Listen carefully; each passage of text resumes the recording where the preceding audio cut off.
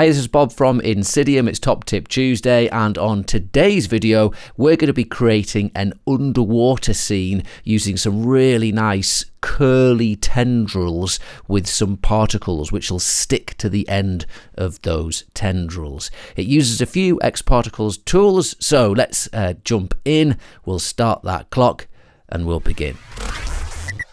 In our scene then, we've got our emitter emitting from this terraform effects terrain, and we're emitting from the polygon area. If we go to the emission tab, we've got a shot set to 50 particles. We've set a no intersection limit of 15 centimeters radius, so we have these particles spread out by at least 15 centimeters to give them a bit of room.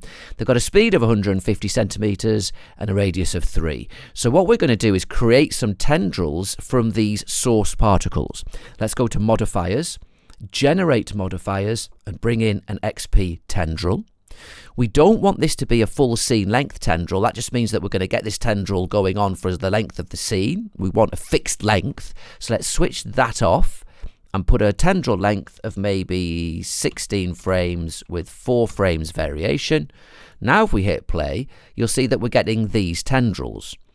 To make it look obvious, we need some movement, some force. So let's go to modifiers, motion, and bring in a turbulence. Put that strength up to maybe 18, and now you're going to see that our source particles have been moved around by the turbulence, as are our tendrils.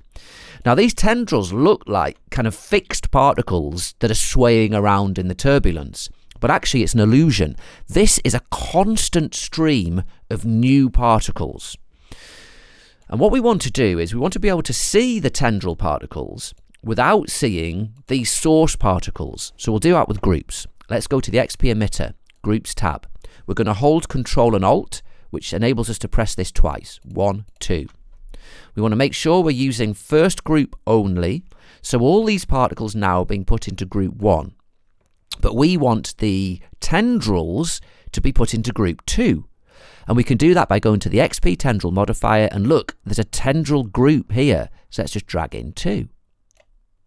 So now if we go to our particle group 1 settings, which is just our source particles, we can go to the editor display and just put it on none.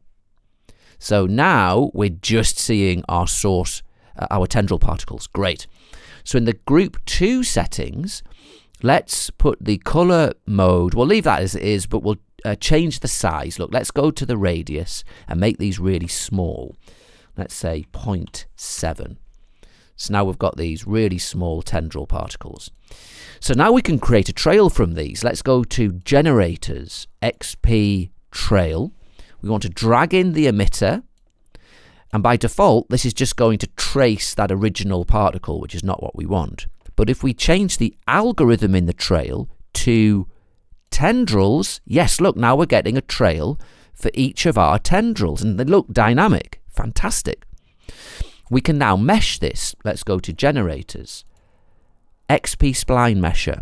We can switch off joins and vertex colors, and it's asking at the bottom of our settings which object do you want to mesh. So let's drag in our trail. Here's our geometry. Let's add 1 layer of subdivisions to make it smoother. And in the size, let's reduce that size way down to say 1.5. And then if we unfurl this, we can reduce this scale along spline graph, so we can really have a nice point at the end. Let's make our trail invisible. And now we have got something that looks like this. Excellent. So let's go to our material manager. Look, we've got this nice glassy material we'll put on our SplineMesher. And now we have got our particles poking through our kind of glass tendrils. That's looking really cool.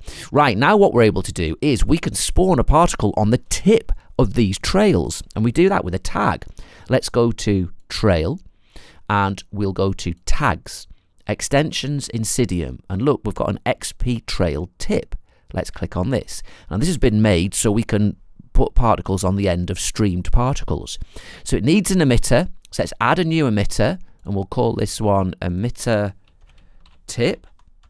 Now we don't want this emitter tip to be influenced and affected by our tendril modifier. That's not going to work. So in the new emitter, let's go to the modifiers list and just drag in the tendril so it's discluded. Okay, and in the emitter tip, display options, let's put it on spheres, hit play. Yep, look, and now we've got a sphere on the end of our tendrils. Brilliant. So let's just color these. We'll go to modifiers and we'll add a control color modifier. We'll set color immediate. Let's use a shader. We're going to use a gradient. Click in the options. Let's make it a spherical gradient. We'll load a preset. I've got this colored one here. Let's add some turbulence, maybe 20% turbulence. And now we're going to get really cool colored particles. Let's go into our scene camera with a bit of depth of field. We'll just activate this plane to fill out the background. And there we have got these really nice dynamic looking scene tendrils. This is procedural, really quick to simulate, and a very convincing look, really cool for kind of stylized, almost underwater scenes.